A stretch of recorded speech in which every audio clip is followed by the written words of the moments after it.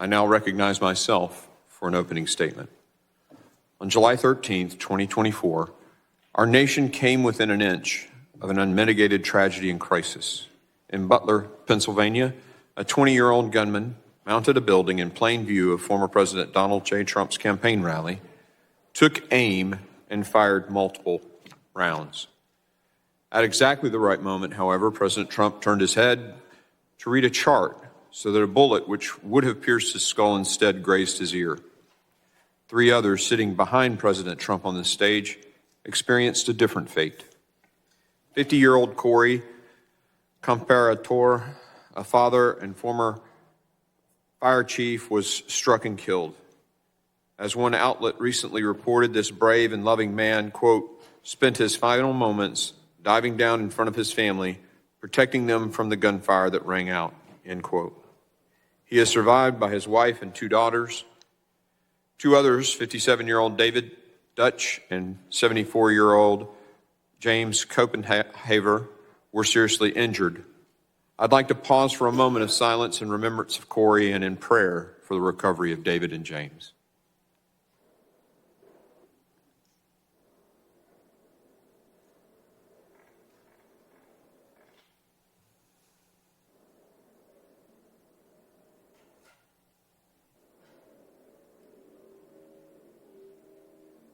Thank you, everyone.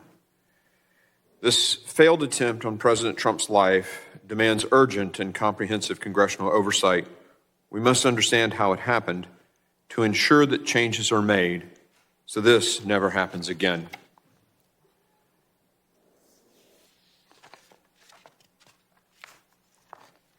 That was a scene last Saturday where thousands of Americans were exercising their constitutional rights until they were viciously attacked.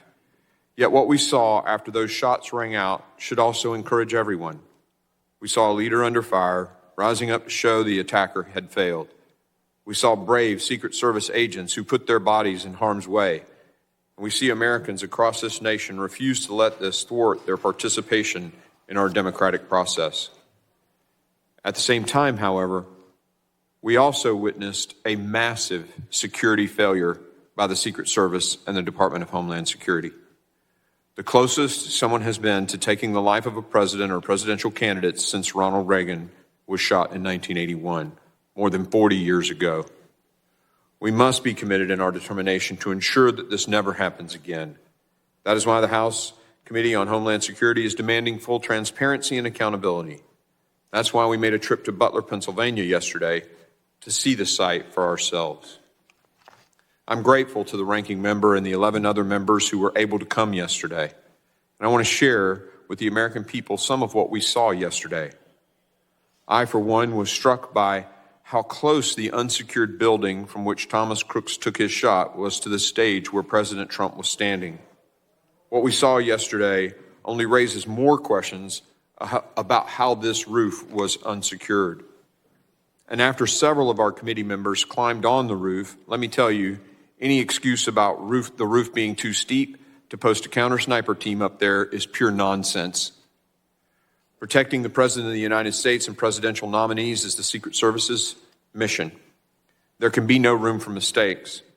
Unfortunately, that was not the case here.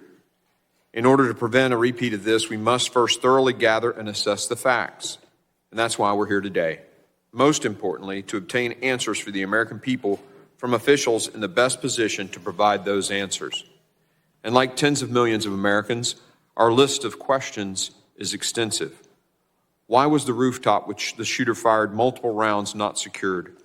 Who made the decision not to post a counter sniper personnel on the roof or in a place better to cover the roof? Were warnings from private citizens in attendance about a shooter on top of the building heard by federal law enforcement? And if so, why was nothing done to respond? How did the shooter access the rooftop despite reported federal and local law enforcement presence in and around the building? Were there communication breakdowns that prevented law enforcement officials from effectively communicating with each other in response to alerts and threats? The shooter was spotted and designated as a suspicious person prior to President Trump taking the stage. Why wasn't President Trump moved to a secure location until the Secret Service could investigate? The The shooter visited the rally site multiple times before the actual rally. Reports indicate he even flew a drone on a reconnaissance trip to the rally site on the day of the attack. Why wasn't the site secure?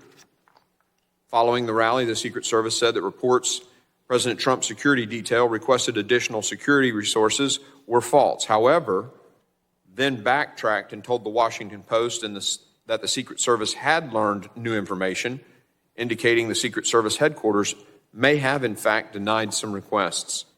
Why and when were those requests denied? These are just some of the most pressing questions we have and expected to hear answers from Secretary Mayorkas and Director Wray and Director Cheadle. We also expect to hear answers and questions about the shooter's motivation and what the FBI has found in its investigation, including information collected from the shooter's various devices. Unfortunately and unacceptably, they have refused to appear before the committee today. Director Cheadle testified yesterday before another committee, but many questions remain. Yesterday, she provided wholly unacceptable responses to members of the House Oversight Committee and completely failed to address the lack of confidence both sides of the aisle have in her leadership of the Secret Service. Her appearing before one committee yesterday also does not absolve her of her responsibility before this committee. In any case, make no mistake, we will continue to push for answers. While these federal officials refuse to testify today, we're grateful for the opportunity to speak with law enforcement members about the events of that tragic day. Their testimony will be critical to putting together this complicated puzzle, understanding coordination efforts, and getting to the truth about what happened. Before I conclude, however, I have to urge the ranking member to reconsider his legislation that was clearly intended to strip Secret Service protection from President Trump. While I understand the legislation would not have applied in this instance, it was clear to everyone that it was directed toward former president. We all introduced messaging bills. This one should be withdrawn. Today's hearing is critical so we can ensure that our children and grandchildren will grow up in a free nation where every American can participate in the democratic process. I hope every member will join me in getting to the bottom of what happened so that it doesn't happen again.